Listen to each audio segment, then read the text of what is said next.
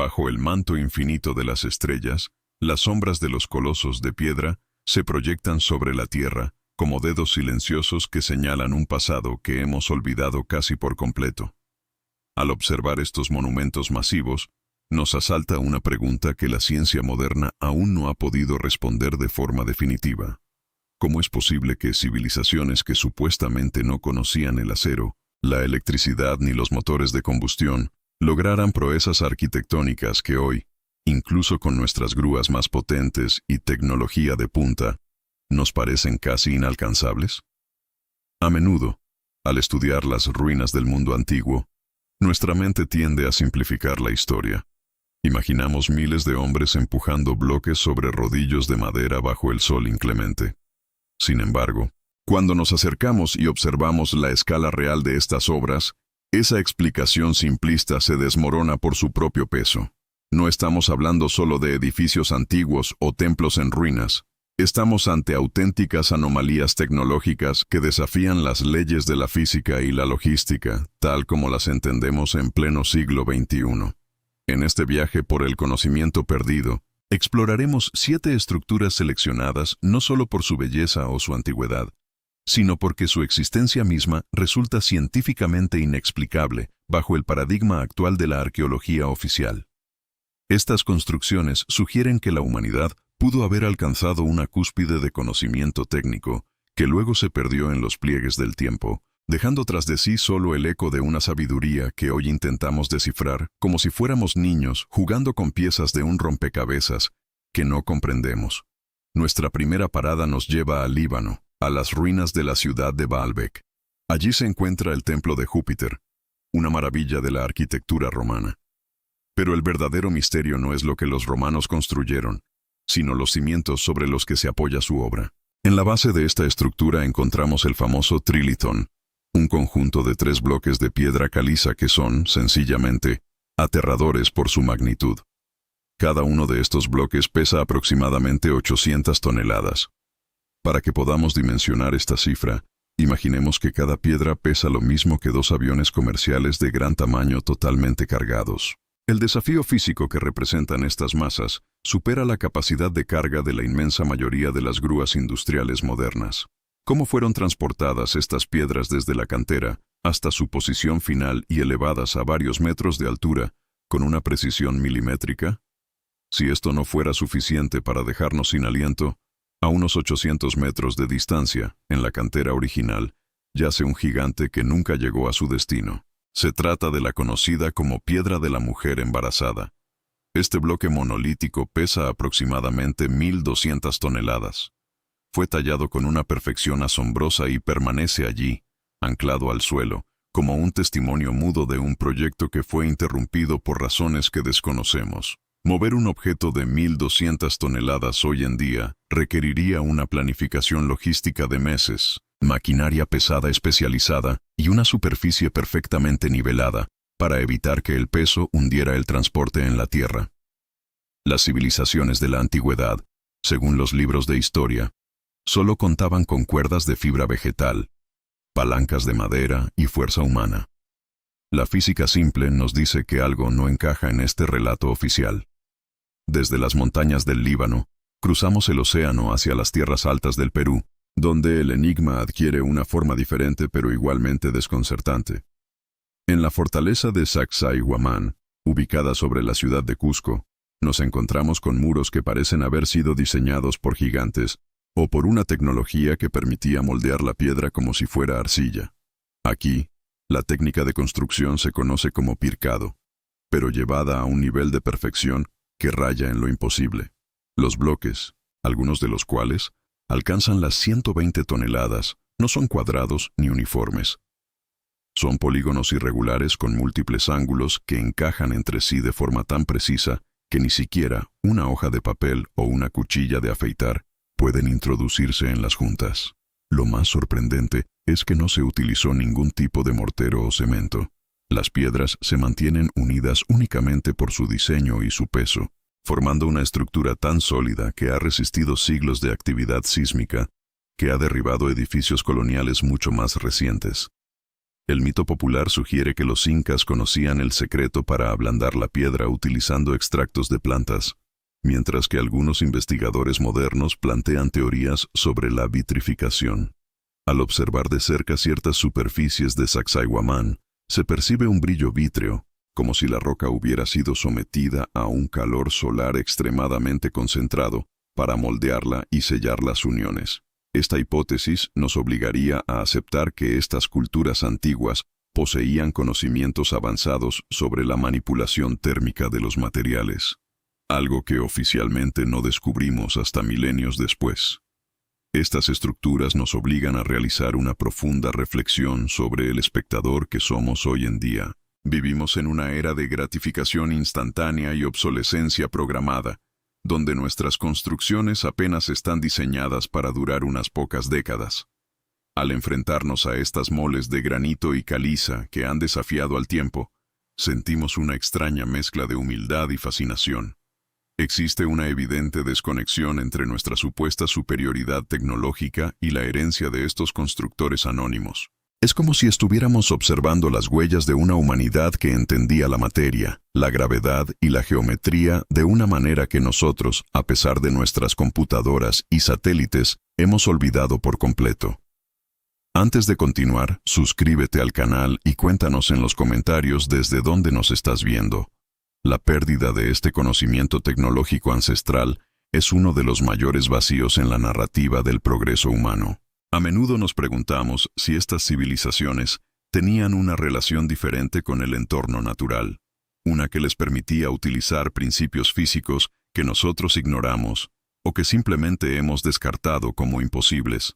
Lo que es innegable es que estas piedras hablan un lenguaje de precisión y ambición que no coincide con las herramientas de bronce y piedra que les atribuimos. Al dejar atrás las murallas de Sacsayhuamán y los cimientos de Baalbek, nos preparamos para entrar en un terreno donde la ingeniería no solo se vuelve masiva, sino que comienza a fusionarse con las estrellas y las matemáticas más puras.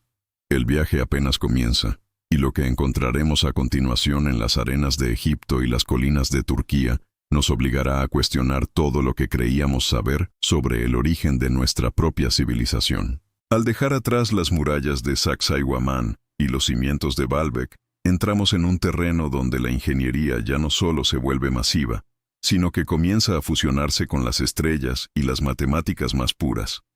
Nuestro viaje nos traslada ahora a las arenas de Egipto, frente a la estructura más famosa del mundo, que es, al mismo tiempo, la más incomprendida. La Gran Pirámide de Giza ha sido descrita durante siglos como una tumba real, pero su precisión técnica sugiere una función mucho más profunda y compleja. No es solo un amontonamiento de 2.300.000 bloques de piedra. Es un monumento a la exactitud geográfica. Su alineación con el norte verdadero es tan perfecta que el error es de apenas 0.13 de grado. Para poner esto en perspectiva, debemos entender que el norte verdadero no es el que marca una brújula magnética, sino el eje de rotación de la Tierra. Lograr esta alineación requiere conocimientos astronómicos avanzados y una capacidad de medición que hoy en día solo conseguimos con tecnología de posicionamiento global. Pero el misterio se vuelve aún más denso cuando observamos la pirámide desde el aire durante los equinoccios de primavera o de otoño. Es en esos breves instantes cuando se revela una característica que permanece invisible para la mayoría de los visitantes. La Gran Pirámide no tiene 4 caras, sino 8. Cada una de sus 4 caras principales está levemente hundida hacia el centro, creando una hendidura casi imperceptible que divide el plano en 2. Este diseño solo puede apreciarse con una iluminación solar muy específica y revela una geometría hiperavanzada. ¿Por qué se tomaron el trabajo de añadir esta complejidad técnica a una escala tan descomunal? La respuesta podría estar en las matemáticas puras. Las dimensiones de la pirámide codifican con una precisión asombrosa 2 de las constantes más importantes de la naturaleza. El número pi, que es la relación entre la circunferencia y el diámetro, y el número áureo o phi, que rige las proporciones del crecimiento orgánico y la belleza en el universo. Encontrar estas constantes integradas en una construcción de hace 4.500 años desafía la idea de que los antiguos egipcios solo contaban con conocimientos rudimentarios. Mientras el enigma de Giza sigue vigilando el desierto, nos desplazamos hacia el norte, a las colinas de Turquía, para enfrentarnos al lugar que ha obligado a los historiadores a tirar sus libros a la basura. Se trata de Göbekli Tepe, el que ha sido llamado el punto cero de la historia. Este complejo de estructuras circulares y pilares de piedra fue datado mediante carbono 14 con una antigüedad de 11.000 años. Esto lo sitúa al final de la última glaciación, miles de años antes de que se inventara la agricultura, la escritura o la rueda. Según el paradigma oficial, los seres humanos de esa época eran simples cazadores y recolectores nómadas que vivían en pequeños grupos y se preocupaban únicamente por la supervivencia diaria. Sin embargo, en Göbekli Tepe encontramos pilares en forma de T que pesan hasta 20 toneladas, decorados con intrincados relieves de animales. La complejidad social necesaria para organizar a cientos de trabajadores, alimentarlos y coordinar la extracción y transporte de estos megalitos es algo que no debería haber existido en esa época. Además, los grabados en las piedras no son simples dibujos superficiales. Son esculturas en alto relieve, donde el artista tuvo que rebajar toda la superficie de la piedra para que la figura del animal sobresaliera en 3 dimensiones. Hacer esto sobre piedra caliza dura, utilizando únicamente herramientas de piedra o de hueso, es una tarea que desafía la lógica y el tiempo. Göbekli Tepe no solo es una maravilla arqueológica, es una prueba de que nuestra cronología de la evolución humana es, cuando menos, incompleta. Desde el silencio de las colinas turcas, volamos hacia el corazón de la India, al complejo de las cuevas de Ellora, donde se encuentra el templo de Kailasa. Si las estructuras anteriores nos hablaron de ensamblaje y alineación, Kailasa nos habla de una ingeniería inversa que parece sobrenatural. A diferencia de casi cualquier otro templo del mundo, este no fue construido añadiendo ladrillos o bloques. Fue tallado íntegramente de una sola roca volcánica de basalto. Los constructores comenzaron en la cima de la montaña y fueron excavando hacia abajo, dando forma a techos, columnas, estatuas de elefantes de tamaño real y habitaciones interiores con una precisión quirúrgica. Se estima que tuvieron que remover más de 400.000 toneladas de roca para dar vida a este diseño. Lo más perturbador es el tiempo en el que, supuestamente, se realizó esta hazaña. Los registros indican que el templo fue terminado en solo 18 años. Si hacemos un cálculo rápido, esto significa que los trabajadores tuvieron que extraer y transportar toneladas de basalto cada hora del día y de la noche, sin descanso, durante casi 2 décadas. El basalto es una de las rocas más duras y difíciles de trabajar que existen. Sin embargo, el acabado de Kailasa es tan liso y perfecto que parece haber sido cortado con herramientas modernas. Pero aquí surge el mayor misterio de todos. ¿A dónde fue a parar el escombro? No hay rastro de las 400.000 toneladas de roca removida en los alrededores del templo. Es como si el material simplemente se hubiera desvanecido en el aire durante el proceso de creación. Al analizar técnicamente estas maravillas, nos encontramos con un muro de contradicciones. La arqueología oficial insiste en que estas civilizaciones utilizaban herramientas de bronce y piedra. Sin embargo, el bronce es un metal blando que pierde el filo rápidamente al entrar en contacto con materiales como el granito o el basalto. Intentar tallar los detalles del templo de Kailasa o los canales milimétricos de las estructuras egipcias con un cincel de bronce es, físicamente, como intentar cortar un diamante con un cuchillo de cocina de plástico.